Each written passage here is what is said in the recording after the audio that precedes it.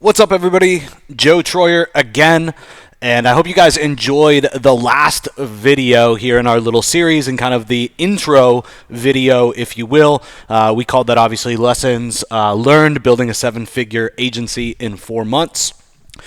So the goal of that video was very, very simply to bring everybody up to speed. And my goal over the next video or two or so, not making any promises on how deep we're going to go with this, but is to kind of deep dive now on some of the sections. Right, to go a little deeper, I went, it was a long video, but I stayed pretty surface level with a lot of stuff. So I want to go deeper on each of the sections, and today specifically is part 2, and we're talking about everything related to sales. And I ended up putting this actually in Keynote because I think, honestly, Google presentations have a long way to go, and it's kind of hard to actually just make them look decent without having to put a lot of work into place. And I didn't write out everything word for word here, but I at least gave myself kind of a skeleton or an outline, so to speak, so that I could try and stay on task. So the first thing that I want to talk about is the sales method or methods. And so I'm going to start kind of brainstorming with you and bringing up some of my biggest takeaways in terms of the sales method. So the big thing is, I believe when you start thinking about how you're going to get your message out there and you have an agency, there's kind of two very, very different ways of looking at things, right? Either you have a product that appeals to many, or you have a very, very niched down service. And this is actually going probably not where you guys think. So even let's say that you're niche down already. Let's say very, very specialized service. Only appeals to to a piece of your audience. Okay, so product that appeals to many, or obviously, like we discussed, you have a very specialized service. So what I don't mean here is I don't mean your niche. Okay, so is it for the masses? Let's say that you're focusing on one vertical. Okay, I don't care what it is. It's roofing, it's appliance repair, it's anything, right? I don't mean that you're just niching down, and we talked about that in the last video, niching down. I think that is a given. You guys need to be niching down. But let's pick a niche. Let's say that we're going after people in the, let's say, wedding niche, right? So does that work for all wedding planners, and does every wedding planner want that product and need that product? Or is it only for a piece of the wedding planner market? Right? Is it mass in that niche, or is it very, very, very scaled down? And I think that you have to think about that when you're thinking about your sales methods. So to take this a little bit further and give you guys some concepts, or just deep dive a little bit, for us, we do niche down, obviously, but our product is really for anyone in the niche. Okay, so as long as they fit within the niche and the type of business that we're targeting, it's really for everyone in that niche. Now, the only real condition is we need somebody that is not just a one-man band. Right? So I need a business that has at least one other person in it, and that key person is somebody that answers the phone. So we need like a secretary or someone who answers the phone. So with that being said, my sales method, guys, is going to be different because everybody needs my service. I am pushing my service or marketing our service to everybody. Okay, it's not so specialized that I have to look at a list of 100 people and only one would qualify or be interested in my service. Does that make sense?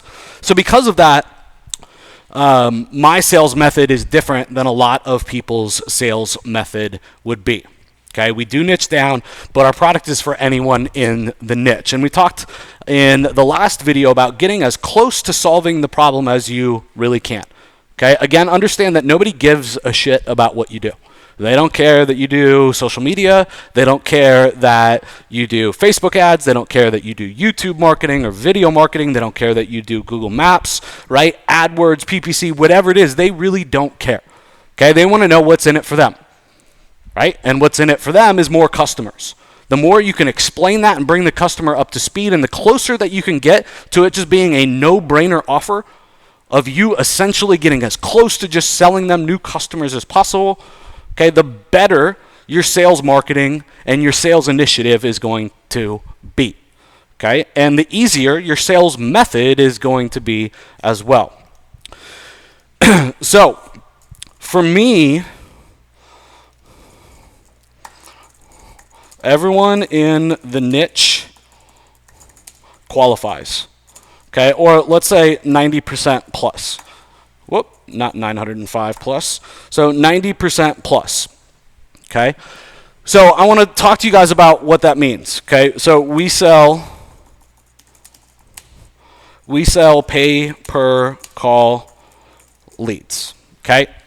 We sell pay per call leads. It's the closest that they can get to paying for a frickin' sale, right? We don't do like a percentage of revenue, because if they drop the ball, right, the liability's on us. It is as close as I am willing to get, okay? So about 90% of people qualify. We sell pay-per-call leads. The only condition, again, is that they need somebody to be able to answer the phone. Next up, because it qualifies for everybody, we have a very high conversion rate. All right, to get started, people only pay $500 to get started. So this means that we need just a pure numbers game. We don't have to get real focused and niche down. We don't have to write some crazy video sales letter. We don't have to spend 45 minutes explaining what our product does, how it works, how long it takes, right, to get results, how long it takes to pay it off, right, how long it takes to make the customer money so that they can actually afford to pay us, right? None of that stuff exists, okay? We have made it so stupid simple to explain. Okay, now because of that, our sales method is different than a lot of people. Okay, so we have tried, in terms of sales methods, we've done things like LinkedIn, we've done things like cold email, and cold email has worked really, really well, and we'll talk about that more in a second. We've done cold calls. We've done what I like to call referral marketing, where we are getting referrals into a local business. And folks, this is a lot easier than you think to get a referral. A lot easier. We leverage this really, really hard with what we do. Okay, you could obviously do something like voice drops. And then obviously there's a million other ways. You could get into like channel sales, where you're selling, let's say, somebody like a franchise. You could do something like in person. All the stuff that we do, folks, by the way, is not in person. Okay, so here are just some ideas for sales methods. Okay, we specifically go after one of these. Okay, so I think that's a lesson in and of itself. You need to get one sales method, one sales system working before you jump into anything else, right? And we'll talk about that in depth a little bit later. So when we first started the agency, we were doing a whole lot of cold emailing. Okay, and this worked really, really well. I'd say really effing well, but we'll keep it G-rated. It worked really well. Okay, cold email is absolutely fantastic. One of the great things about cold email is, you can outsource and get a what we call an SDR, a sales development rep, right, to essentially find your leads,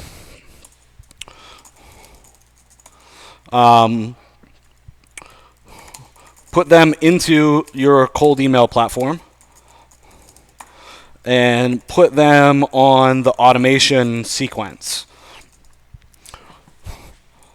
And you can get an SDR that doesn't have to be, $20 an hour, $10 an hour, right? A lot of our SDRs are overseas, and we're paying them really, really good for their country.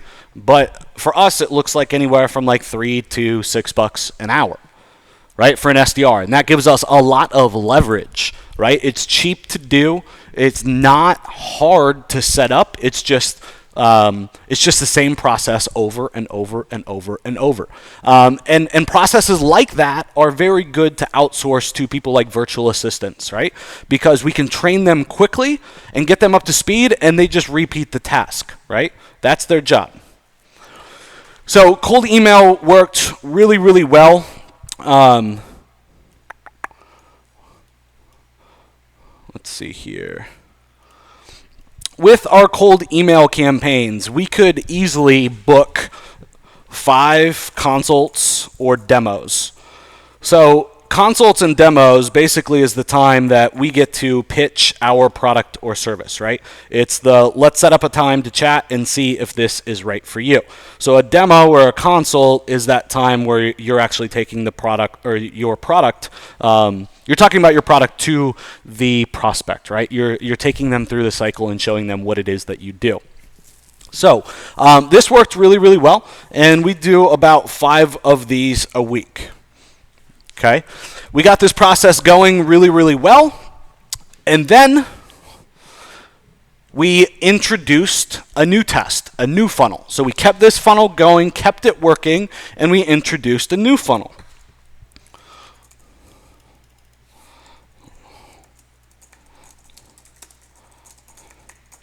So then we tested a new sales method, and you guys are going to love me for this, but okay, this new sales method was cold calls. If you think about it again, our product applies to anybody in the niche. It is an amazing offer. If they're saying no, it's just because they don't understand it, okay, which we need to do a better job of pitching it and showcasing it, or 2, that they're too far booked out to take on new work. Okay, and we can't do literally anything about that. Okay, so cold calls is a business that I would tell you I would never want to be in. But when you have an offer that converts like our offer does, there's no reason not to do cold calls. So with the cold call, we have an irresistible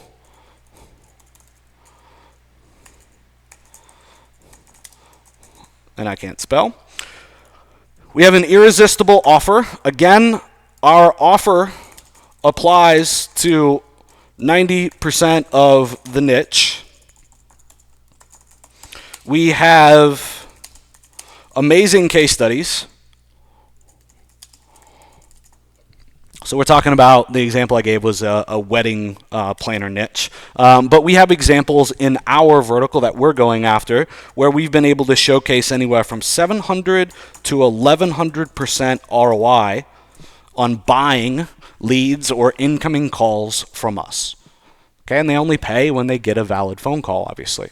Okay, so cold calls work really, really well for my offer. And again, the reason that I took a little bit getting into this was because it really depends on what your product is, what the best way to sell it should be. Does that make sense? If your product only appeals to 1%, you probably don't want to be cold calling. If your product only appeals to 0.5%, 0.1%, right? You're probably going to be wanting to use a different sales method that will give you more leverage, all right? So speaking of leverage, we talked about cold email, and this is still something that we do, but this is a secondary for us. Okay, this is a secondary for us. Cold email is a secondary method. And the reason is, again, we could get 5 consults or demos in a week. But with cold calls, okay, we've proven over and over and over again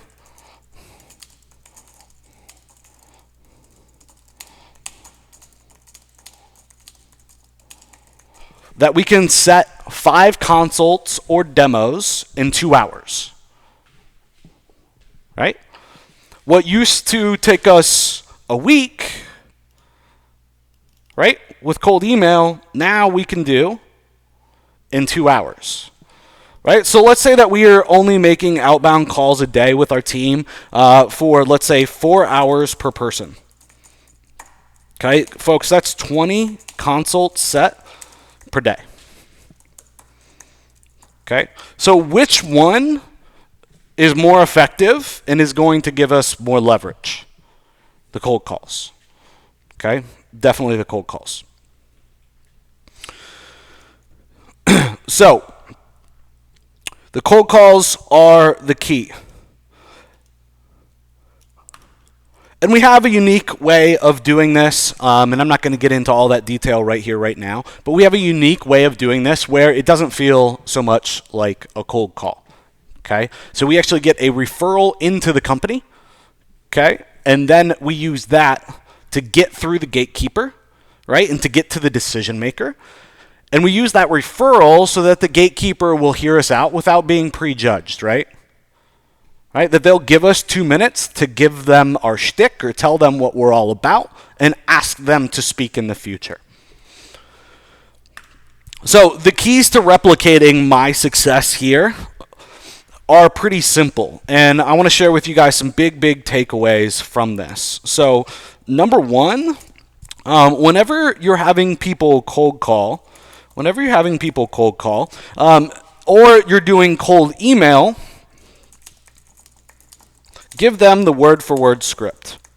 If you're asking your team to write a script and you already know what works, right, you're asinine, okay? You are going to be starting from zero with every person, and then they have to learn, and hopefully they'll figure it out. Okay, always give them the word-for-word script. Okay, and I guess this has to do with cold email, and this has to do with cold calling. Okay. So then next up, if you have a salesperson, so typically we have like an SDR, which is the person that sets everything up for the salesperson, right? So the SDR is the prepper for the salesperson.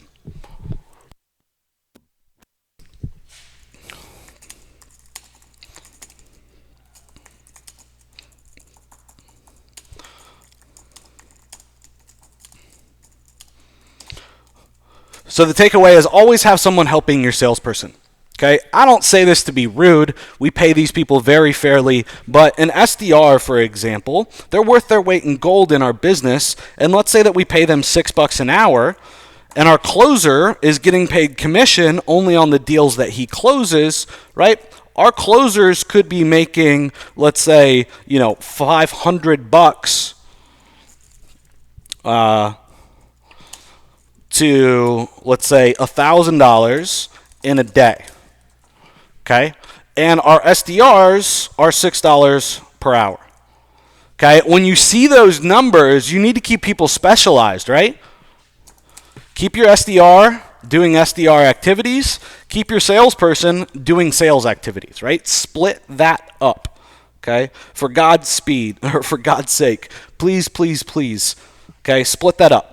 Keep your sales guy doing sales. Keep your SDR setting up the salesperson. Okay? Just looking at my notes here, make sure I didn't miss anything. Okay, the other tip I want to give you guys here real quick is about, and we're going to get into HR and hiring and team members and stuff in another video, but training SDRs and salespeople. So the biggest advice that I could give you guys here is bring them up to speed as fast as possible. What do you think it would look like in terms of success rates if you were able to bring your SDRs and closers on board and up to speed in 2 months versus being able to do it in a week? Which person is going to win? Which SDR and closer is going to win? Okay, obviously the ones that got up to speed faster. Okay, and we drop our SDRs and our closers into the fire, so to speak, very fast. We used to have some very long, extended onboarding periods, and then we'd find out that this person's never going to make it. They're never going to be a standout, and they'd be 2 months, 3 months into the position. Well, that sucks for them, and it sucks for us. Okay, so bring them up to speed as fast as possible. Okay, so our goal is in 1 week, they're hitting our minimums. Okay, and hitting our minimums, folks, simply means like we've benchmarked our KPIs, and we know what somebody should be able to do by the end of their first week. Okay, and whenever you're doing this, obviously, the other goal is just to automate as much of this as possible.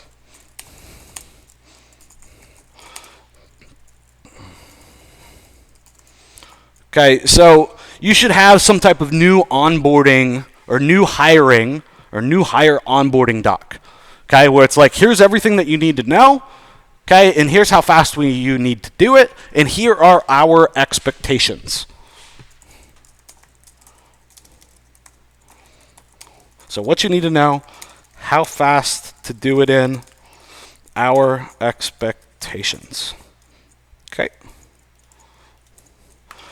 And I would suggest, the other thing that you need to put in here is any logins or credentials that they need for software, for your call tracking platform and what you use to make calls, or your cold email platform, right? Your calendar platform, all of that stuff. So when you do this new onboarding doc, your temptation is going to be, and I can't spell here, your temptation is going to be to blow this out and have this doc be 3, 4, 5, 10 pages long. Don't do that. Okay, make it 1 page long, and if you have to, link to videos, link to resources within that doc, okay, and put it in logical order, okay, and tell them when they're done with that task to let everybody know, okay, to let the team know. And apparently I spelled onboarding wrong. I don't even know how it should be spelled. On dashboarding. Okay. So next up is the funnel. Okay, so whenever you figure out your sales process, right, no matter which one you choose, okay, any of these are the 2 methods that we use, what you're going to need to do is you're going to need to look at it in terms of a funnel. Okay, and when this is done offline, a lot of people don't look at it as a funnel, right? But if you have an opt-in, and then you have a video sales letter, or 2 or 3 videos, and then the cart's open, and then they buy, right? That makes sense. That's a funnel. A lot of us think that way. Okay? Even if you have an offline marketing business, or a local marketing business, or a local agency, you can still look at your business and your sales process in terms of a funnel. Okay, so if you're on the phone, for example, if you're on the phone, okay, and let's say that you guys figure out a cold call funnel that works really, really well for you guys, okay, you're getting some good traction with it. Here are the metrics that I would use in that funnel, okay? So I'm just going to share with you guys our actual metrics. So first one is left voicemail, okay, so nobody answered. The second one is left message with the gatekeeper. Okay, the third message is the DM is not interested, the decision maker, right? Next up is the DM is engaged. And you guys should see that this is like the logical progression as you move through. Okay? Each of these could be stopping points. You left a voicemail, you couldn't get past the gatekeeper. You got to the gatekeeper, but he wasn't interested. You got to the gatekeeper and he was interested, but you weren't able to set a consult, right? So then consult set, consult held, consult follow-up. So if you don't close, right, on the first call, how many follow-ups do you have to do in order to actually get the deal?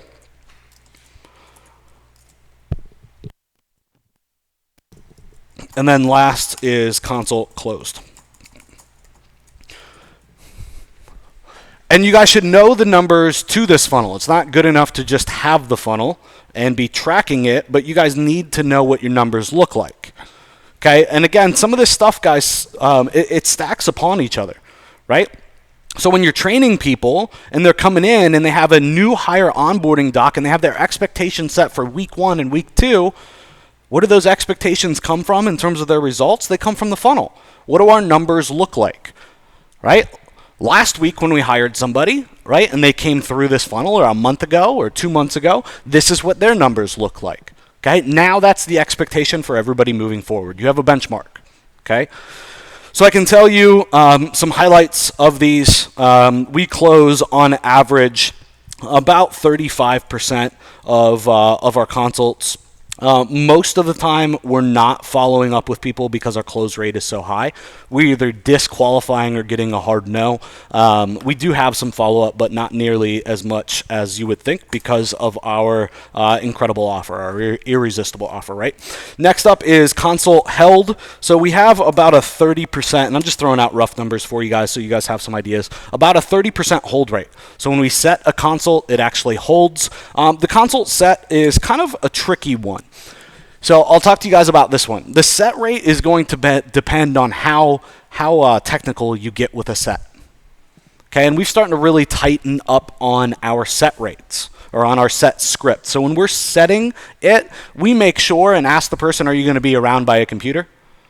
Right? Yes or no. If they're not, then we're going to schedule another time. Why? Okay, because if they're going to be out on a job, right, or out during normal business hours and on service calls or whatever, right, that's not a good pitch, right? That's not a good consult hold. We're not really going to be able to keep their attention on that call and be able to pitch them very well. Okay, so our members and our salespeople range anywhere from 25% to even 40% on the consult set. Okay, so those are just some ideas on our actual numbers. So we actually talked already about onboarding the sales team. Okay, our offer we talked about as well. Next up, I want to talk to you guys real quick about some takeaways from your customer lifetime value and your upsells. I see a lot of people leading in with a tripwire or a low dollar offer just to get somebody to become a customer because their core offer, their main offer isn't very good. But then what I see happen is their upsell rates are garbage, right? So the whole reason that they offer this tripwire product or this free or not free product, but very cheap product is because it converts better. The theory is it'll convert better on the front end. But in reality, it does convert better on the front end, but when you go to upsell them to your main product or service or where you really make your money, your conversion rate sucks. So then why do you have that front end offer? So you obviously need to have some type of value ladder. Okay, which means that you have multiple products that you can sell or you have a way to maximize the lifetime value.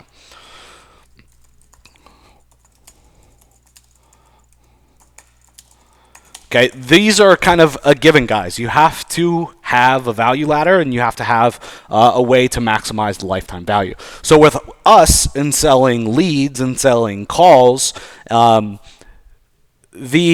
upsell and the value ladder and maximizing the lifetime value is very, very simple. And if you guys can replicate this in your business, you will do very, very well. Our upsell is, do you want more of what you already got? Okay. So the upsell is just more of what they bought. And the great part about this, folks, is that they already bought. They were already sold. There's no convincing them about the product. There's no twisting their arm. There's no 20-minute, 15-minute, hour, whatever long sales pitch to get them to understand the value and how it's going to help their business and how it's going to help them free up their time or make more money. Right? They already bought it. Okay? They're already sold.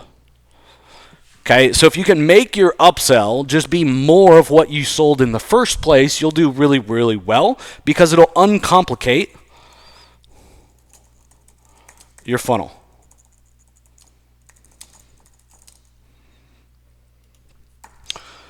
Okay, and this is a biggie. This is a really, really biggie. I don't even know. Uncomplicated. There we go.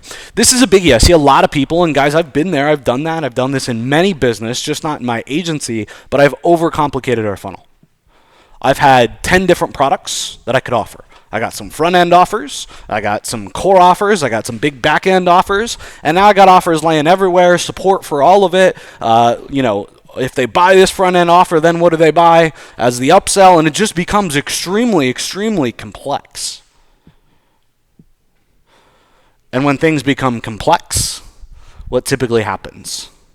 They don't get done, or they get done poorly, which results in low conversion rates, which then on the back end, you start dealing with poor churn rates or very high churn rates and people canceling quickly. So what I love about this, again, more of what they bought is they already bought. Their mind is up. They're already sold. And it uncomplicates your funnel a ton. So if you can make your upsell just be more of what they already bought, you'll do very, very well. Next up is a dashboard. So we started getting daily check-ins from the sales team. And with these check-in come the funnel numbers. So I should probably put that there. And with those funnel numbers on this dashboard, essentially what we're looking at is a couple of things.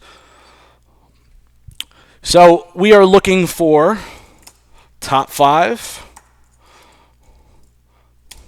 last business day, from that perspective, and then top 5 last 5 business days or a calendar week. And this helps us understand what's going on. Okay? This helps us understand what's going on. Okay? And this has brought forth a competitive edge with our sales team. Right? Because they have access to this as well. So they look over, Jason looks over and sees that Johnny has done 3 times as many sets as him in the last day, and he goes, oh shit. Right? I don't look very good right now. I'm not going to let Johnny win. So this has brought forth some very healthy, competitive natures in the sales team, which is absolutely fantastic, right?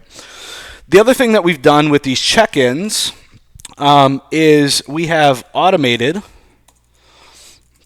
Let me back out here. We've automated the bad. So what I mean by that is if no one checks in, they get a warning, right?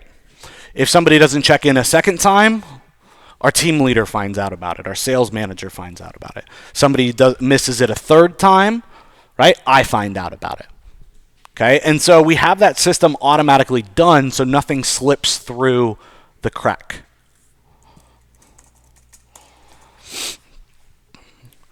Okay, the other thing that we've done, and this isn't so much a dashboard, but by looking at these numbers, is we obviously, and I'm not going to put it here, there's too much stuff here.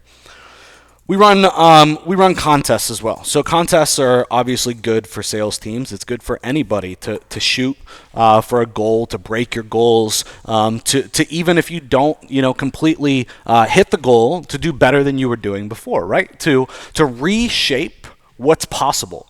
To have a different outlook on what's possible, what's normal, right? So with our contests, we kind of have 2 types of contests. So the first type is a group-wide contest, and so this is based upon where our sales team as a whole is. Okay, and this is based upon the biggest opportunity. So if we look at our dashboard, we look at our metrics, we look at our numbers, and we see that right now it seems like our hold rate, meaning after we set a consult, we call the person up at the day and time that we set the schedule, our hold rate numbers have just dropped dramatically. People aren't showing up. Okay, then we would put in a contest specifically targeting the hold rate, right? Get the hold rate to, or whoever has the best hold rate, right, wins the contest. Okay, something like that. Okay, so now we could diagnose and fix the issue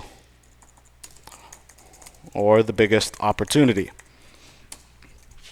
Okay, so what happens is, some people, their numbers stay the same. Some people get marginally better, but what almost always happens is we have somebody that does really, really well, right? We have somebody that really stands out, or a couple people that really stand out. Okay, now we go to those people that stand out and we talk to them about their process. What did you change? What's working, right? What are you doing to get that high hold rate? Okay, then we get the solution and we train on that subject or that opportunity. Okay, so that's the first type. Okay, that is the first type of contest. Okay, the second type is you're going to have times where not everybody is in the same path. Not everybody has the same issue. Okay, where you have people that, most of the team is here and they're 80% or 70% or even 60% are great at all these things, but then you're going to have exceptions. Okay, so we call this the prescription contest. Okay, and we run prescription contests at the same time that we're running our group contests. Prescription contests are done on a one-on-one basis. So what I mean by that is that they're only for one person. Okay, so we look at the one person's biggest opportunity. Okay, and then we set a goal for the contest. We obviously give them training to help with the opportunity as well. Okay, so it's now we've identified that Jimmy has the notion, the guts. Jimmy's got what it takes to be an all-star closer, but he's having a problem. He's got a bottleneck right now with his set rate. Everything else across the board looks pretty good, but his set rate really is about 50% of where everybody else is. Right? So let's specifically set a goal, a prescription contest, a one-on-one contest for him, okay, to get his set rate to our averages. Okay, so we give him some more training. We reinforce the process. Okay, we listen to some of his calls. We give him some feedback. Okay, and we set out a contest for him to hit to fix his set rate.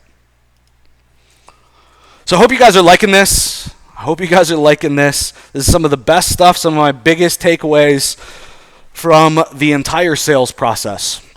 When you're a small business too, before we get into kind of just the general sales process takeaways, when you're a small business too, you as the owner have to jump in. Okay, I talked about last video leading by example, right? But you got to figure it out. And then you got to get a baseline and then hand it off. Okay, that is your goal. That is who you are in a small business. Yes, you are the innovator. That is your job too. But at the beginning, you're going to have to innovate, okay, and you're going to have to execute as well. Okay, you're going to have to play both roles. You're going to have to innovate, come up with a project, or come up with a sales process in this example. You're going to have to get the benchmarks and work through it with your team or work through it yourself before you can afford to hire a team. Okay, get the kinks out, get a baseline, and then you can afford to bring somebody in because you know what the numbers look like. Yes, it is still an investment, but now you have the baseline and the KPIs. And you can build in to your hiring and onboarding process triggers that automatically tell you a person's not going to make it. Okay, so that you guys can be careful with that investment, right? So that you guys can lose all of your risk or most of your risk. You can get rid of most of your risk when hiring. So miscellaneous takeaways. Folks, we talked about building multiple sales funnels, right? And having multiple sales funnels. Only work on one sales funnel at a time. Until you got that down, okay? Until you got everything templated out, you know it backwards and forwards, right? Don't move on, okay? When you decide that you're at the point where everything's working well, you're consistently every day bringing on sales from your funnel, okay, and you're going to build a new funnel, understand that every new funnel, while it's being built, has to be built in a vacuum.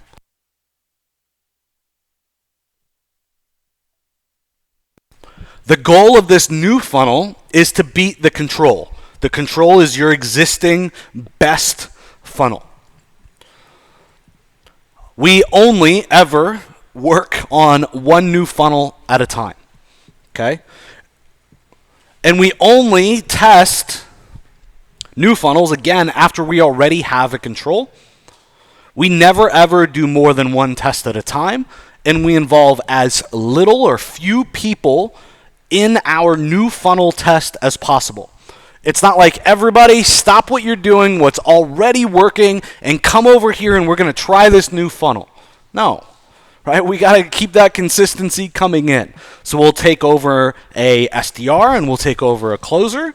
And it's like, all right, folks, here it is. Let's test this for a week.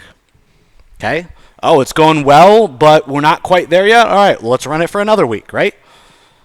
Now, this seems obvious, but I can tell you guys that I messed this up many times. I'd have a sales funnel, it's kind of working, and I'd be like, all right, let's go test something else. Okay, I wouldn't leave the control running.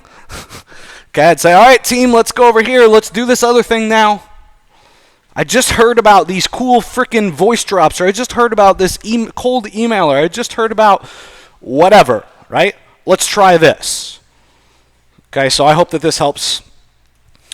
So I hope you guys enjoyed this part 2 videos. I know it's a bunch of rambling from me, but guys, these are my takeaways. And if I can do anything here on the Digital Triggers blog and YouTube channel, it's to help you guys all with your learning curve. If you guys can jump over one of the hurdles that I had to get through that cost me a whole lot of time, money, and effort to get through, caused me a bunch of scrapes and bruises, my goals will be hit. All right, so if you guys like this video, you guys are in for a treat. The next video, we're going to talk about HR, teams, and management, and my biggest takeaways, all right? So, folks, I need you guys to understand that this isn't like a system. This isn't everything that I learned. These are the big takeaways, okay? These are the things where if I could record a 20-minute video or 10-minute video or 30-minute video, this is what I would include, okay? Obviously, we don't have the time to get you guys literally the entire system A to Z, as it would take a whole lot longer than that. Okay, do me a favor, folks. If you like this video, please click subscribe and the little notification bell. And if you do that, when we upload our next video, you guys will automatically get alerted that it is up and live. And if you guys enjoyed this content, you guys want me to do more of these, please give me a thumbs up and comment down below. Okay, you guys pushing me on, you guys leaving comments. You guys have seen I've been interacting with like all of them. That's what keeps me pushing on, and that's what will keep me doing these videos for you guys. Have an awesome, awesome day. I'll talk to you soon. Joe Troyer from Digital Triggers, signing out. Peace.